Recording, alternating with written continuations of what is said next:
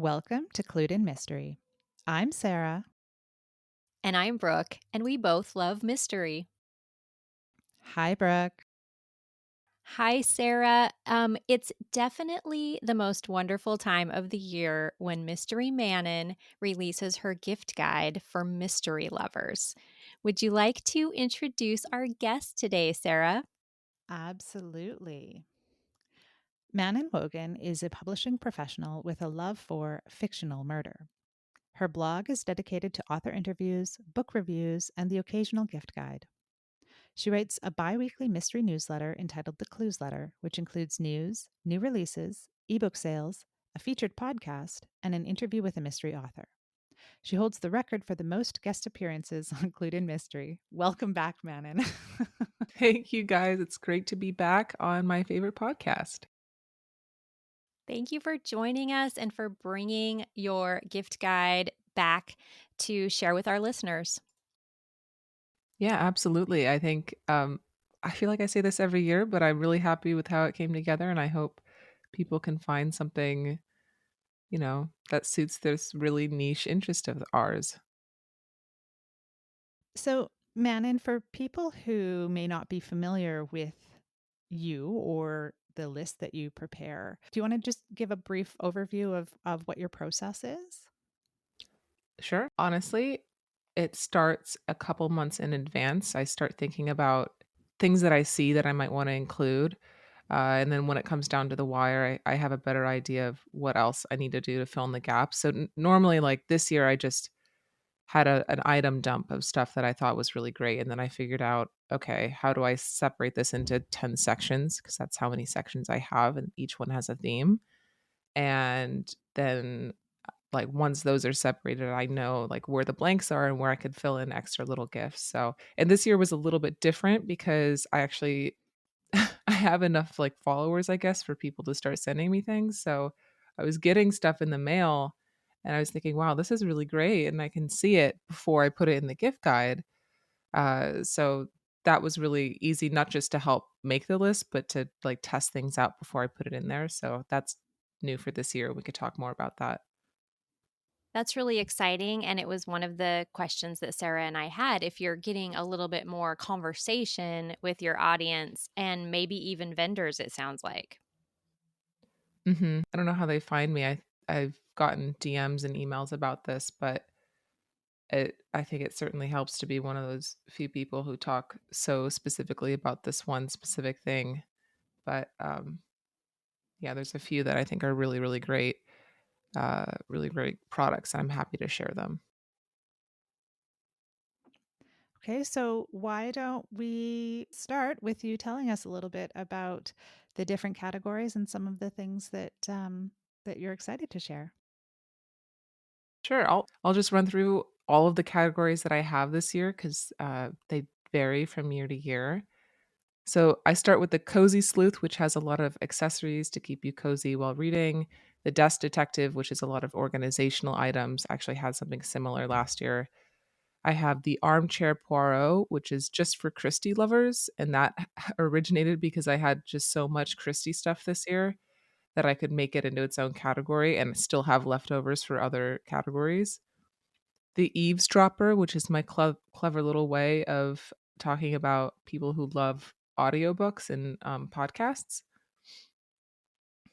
The Home Inspector, which I was really proud of that name. It's just for homewares and home goods. The Gumshoe, which is another great cute name to talk about fashion conscious detectives. The Word Snoop, which is just, and you guys will appreciate this, just for authors who write mystery. The Busybody, which is like my gaming section. I had a similar one last year, but mystery games are like a really big uh, category for mysteries. Mm-hmm. And then the Junior Sherlock, which is for children. Again, a repeat from last year with totally new gifts. And Red Herrings, which is what I'm calling like stocking stuffers. I love the titles. They are just so clever. And the little descriptions after each one, everyone's going to just love those. Thank you. So, do you want to talk about a few of your favorite items from each of the categories, Manon? Yeah, it's funny, I preparing for this podcast, I brought out a lot of the stuff that I own, and I realized, like, no one's gonna see it because it's a podcast, but I'll show you guys and maybe you can ooh and ah and pass on the good word. But some of the stuff that I've been literally using, I'm wearing it, one of them. It says, Shadow Ranch. This is a Nancy Drew inspired sweatshirt. And so this is an Etsy shop in Australia, and she makes these sweatshirts, and she has a few designs that are inspired by the Nancy Drew video games, which is one of those really specific things that like people like me just nerd out over. So I saw this and I had to order it, and I actually got it with custom threading, like a thread color. I got green on pink instead of the standard. So she was really accommodating for that. I've been wearing it ever since.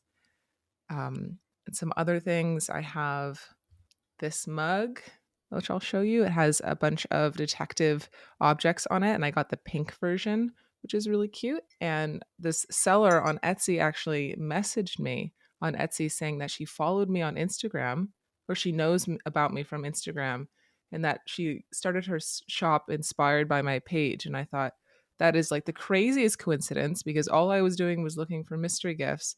So, really happy to put this in my guide. I thought that was so sweet. That's incredible, and I Yeah. love that. Yeah. It was just a really lovely moment of connection and meeting somebody like through Etsy of all places, and Mhm. I'm really really happy that I love the mug too. It's adorable. I've been using it every day for my tea. It's such a neat thing to think about when we're doing something we really love that we might inspire someone else to Mhm. follow, a hobby that they might enjoy or some sort of creativity. That's very heartwarming. Yeah, I mean my day for sure. Um and then some other things. Let me see what else I can show you. I have a book clip that I got for my hair, and this was another one of those Etsy purchases that I really enjoy. I actually love this so much. I bought one for somebody I work with, our book designer, because I just thought this was really cute. I hope she doesn't listen to this podcast before I get the chance to send it to her. But Spoiler. I know, but it's cute. So I think it'd be a happy surprise either way. And I've been using that constantly. Then the other thing I just started using is a book sleeve where you can fit like I have a Kindle and actually one of the Myrtle books in here with some pencils and pens to take with me without getting it all banged up. So that's very practical. And then the other items that I have are a lot of games. So, I mean, I'm sure you saw on the list the ones that I had marked with an M. That's how I've been delineating the gifts that I have myself. I Mhm. have a Love Day Brook mystery box, which is like a DIY mystery that I'm saving for the holidays to do with my family. I have the Myrtle board game, Agatha Christie trivia, and then that really cute children's book adaptation of The Mysterious Affair at Styles. If I didn't already have that, I would ask for that as a gift. It's just absolutely adorable. And you interviewed the author of that book in the clues letter, didn't you, Manon? I did, yeah. Marci K. Monson is the author, and I was curious about the book because I wasn't sure how you might adapt an Agatha Christie murder mystery for children. But I read it, obviously, added that to my Goodreads reading goal for the year, which was really easy, but it's an absolute delight. And she rewrote the story in um, like a poetry, like in verse. So there's a bit of a rhyme scheme and there's no violence. The poison is mentioned, but there's no, it's not, she's not talking about strychnine and how horrible of a death that is or anything inflammatory like that. And it's got these really adorable illustrations that have activities associated with them. So on each page, you are doing a little activity like acting out as a character or doing like a find the clues in the scene. So it's an interactive book and I mean, I think it's appropriate for children. I think it's a great way to inspire curiosity in younger readers. Well, as a parent of a younger reader, I can't tell you how excited I am about this book.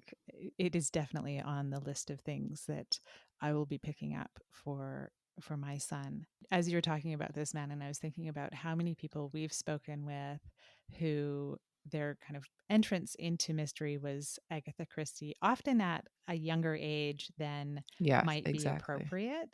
And I will have no qualms about sharing this with my son. I was very happy to hear in your interview with the author that she's planning a series. I can't remember which one she's working on next, but it was equally as challenging for some of the storyline reasons. I think it's The Mystery of the Blue Train, I wanna say, and I believe there's an affair in that, and that's what she referenced being like, how do I talk about an affair in a children's book?" And I thought, "I don't envy you for that," but she seems very creative, and I'm sure she'll pull it off, and it'll come out really nicely. Yeah. We've talked about this in the past, Manon, but once again this year you have lots of different price points. Um, you know, everything from about $15 and up. So I think that's really nice. It makes it very accessible to people to be able to remember someone in their life who, loves our little niche but might not want to spend a lot.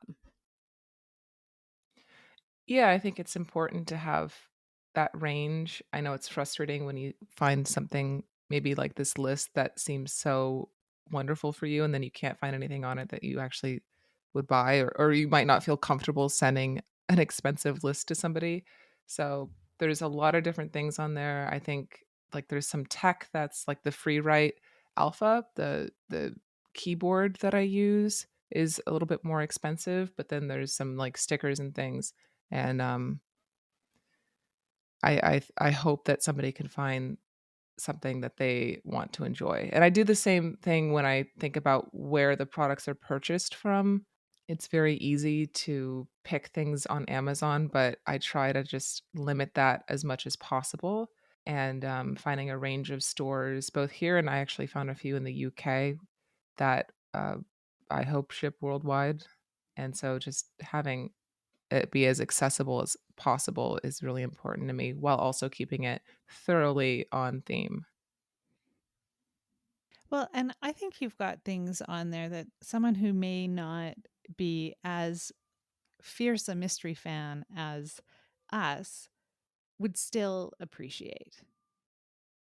Yeah, I think that's the beauty of the section themes is where I can get a little crazy with, I have a few things that are very mystery oriented, and then I have some things like a tea kettle that's just a really cute tea kettle that looks, it's a checkerboard pattern, and I thought that was mystery adjacent. So a lot of times for me, it's just picking things that are visually and, you know, what kind of thing they are, just feel like they could go with mystery books really well. And that also just adds a little bit of like padding to the guide where it's not on me to find all these mystery gifts. I will say I think I said this last year, it is so hard to find mystery themed gifts that aren't Sherlock Holmes and Agatha Christie themed because there's so much of that already. Like that's where the fandoms are. And I really appreciate Mhm. that and I love that obviously, but I do try to find things that are broader mystery gifts that are still mystery themed but aren't tied to those really famous people or characters. Yeah, because not everybody loves Sherlock or Agatha Christie, right? But they still might like mystery. So I think that's great that you're recognizing that and kind of accommodating all of the different levels of interest that people might have. Mhm. So, Manon, do you share this list with your family in the hopes that they might select one or two of the items for you? I don't, but they definitely see it because they all follow me. But I'm trying to think. I might have gotten something from my brother last year from the list, but I can't remember. Because he's very good at getting me mystery themed gifts, which is really sweet. But this year, I think people know me pretty well, and and I would probably get these gifts whether they knew about it or not. I feel very lucky to have a lot of it already, and so I don't feel the urge to share the guide. But it's so funny being a reader, and I'm sure you'll get this, where I have a lot of people not know what to get me because they think they should get me books. And I say, please no, don't get me any more books because you have no idea how many I have. And so it's nice to have a gift guide that kind of, you know, isn't book related because it is kind of disappointing to get somebody a book and have them already have it. So I hope people, if they're shopping for a reader in their life, they can feel a lot more comfortable getting them something that's not a book because a lot of pressure on that kind of gift. Definitely. Oh man, and you mentioned that you use the free write alpha that you have under the word snoop category. And I want to extend some congratulations. I heard that you had a story accepted by Ellery Queen Mystery Magazine. Thank you. Yes, I did. That was a big thing for me this year.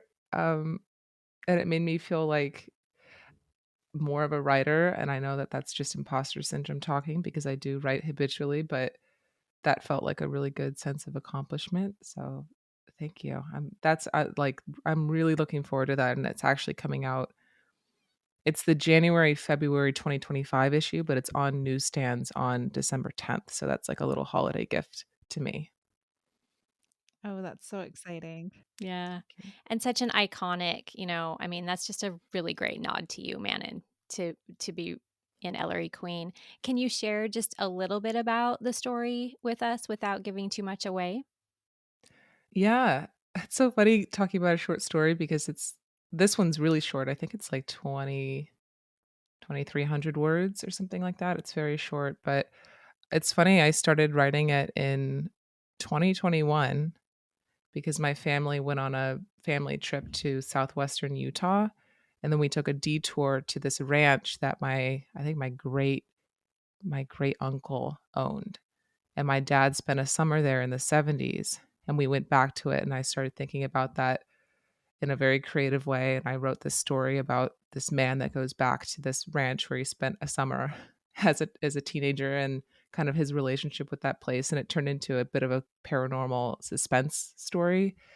And I had no idea how to end it because I just wasn't there yet in my writing skills. And so then I came back to it this year. I rediscovered it and I was like, oh, this could be good if I just didn't do any of the endings I thought I needed to do and just had it a lot more open. So I finished it and that was a lesson for me in just persistence and just sometimes literally putting something in a drawer far away and then not thinking about it, which I know as authors you understand that same sentiment. Yeah, absolutely. I think there's something about a little bit of distance Mhm. and revisiting something and kind of seeing it in a new light that can just make it so much better. And it's always a pleasure when you read it and you think, wow, this was pretty good. Like, I want to finish I'm it. This wasn't half I'm not bad. as bad as I thought I was when I wrote it. Yeah, yeah. It's funny how a little distance and time just makes all the difference there. Well, I'm looking forward to December and getting my hands on a copy. Thank you guys. Thanks so much. Sarah asked you, Manon, whether you'll be giving your list to your loved ones. And I definitely have a few items on your list that I have my eye on. Sarah, you won't be surprised that I'd really love the Raven microfiber cleaning cloth. So cute. I Yes. hope that shows up in my stocking. And I really want the wireless keyboard. It's the retro style wireless keyboard. It's not a lot of money, but I just imagine it has some really good clicky keys. And so I'd kind of like to get that started at the first of the year. Yeah, I think a keyboard's a really great gift for any writer, and I mean, honestly, I use one with my laptop pretty frequently because my keyboard here is kind of busted, so it's a practical gift, and that one I picked because it looked like a little detective-y, a little retro, and that's kind of the vibe that I go when I pick out these gifts that aren't mystery specific. I go for retro, I go for plaid, I go for something that seems like it'd be in Sherlock's study maybe, and, yeah, I'm glad you mentioned the keyboard because I thought that was really cute as well. Well, I love all of the things that you've got in the busybody category. I don't have a copy yet of the Myrtle board game, but that is definitely on my list. And I think you know, the puzzles are also, perfect for the holidays. I know when I think about those kind of gifts, I mean, those are collaborative gifts, those puzzles. There's like a puzzle, the Myrtle board game, there's a book nook that you can put together. And I think getting those around Christmas time is a really sweet way to is a really sweet thing to receive because you can do them with the people that you're spending the holidays with. And I've definitely done that in the past with those kind of games. And that's what I said. I mentioned the Love Day Brook mystery box, and I'm going to open that on camera for TikTok, but I'm not going to do it. I'm going to be very, very strict with myself. I'm not going to do it until I think Thanksgiving when I have my family or some people who might be interested in doing that with me, because that's a great opportunity to spend time with people. Oh, that sounds lovely. So, Manon, where can people find your list and when will it be available? Thank you for the question. I am on Instagram at Mystery Manon, Manon, and TikTok under the same username. I'm a little bit more active on TikTok right now in case you don't see me too much on Instagram. That's where I've kind of been living. But I also have a website, manonwogahn.com, and I'm sure that'll be in your show notes linked. And that's where the gift guide will be live. It'll also come out in my newsletter, the Clues Letter. So the guide will come out the same day as the Clues Letter on November 12th, next Tuesday. And I'll be sending the link out in the Clues Letter, and then I'll have the Instagram posts go live that day as well, I think. But stay tuned, and I will keep everyone, I'll be pretty active on socials actually because of this. So if you have any questions, you can shoot me a DM or just keep an eye out there for the catalog. Fantastic. Well, thank you so much for joining us, Manon. This is always a highlight of our year, I think, if I can speak on behalf of Brooke, and to just see this amazing list of gifts that you put together and get some ideas for what to give to other mystery lovers. It is a highlight, and we hope it's a highlight for you as well, listeners. Thank you again for joining us today on Clued in Mystery. I'm Brooke. And I'm Sarah, and we both love mystery. Clued in Mystery is written and produced by Brooke Peterson and Sarah M. Stephen. Music is by Shane Ivers. If you liked what you heard, please consider telling a friend, leaving a review, or subscribing with your favorite podcast listening app. Visit our website at cluedinmystery.com to sign up for our newsletter, The Clued In Chronicle, or to join our paid membership, The Clued In Cartel. We're on social media at Clued In Mystery.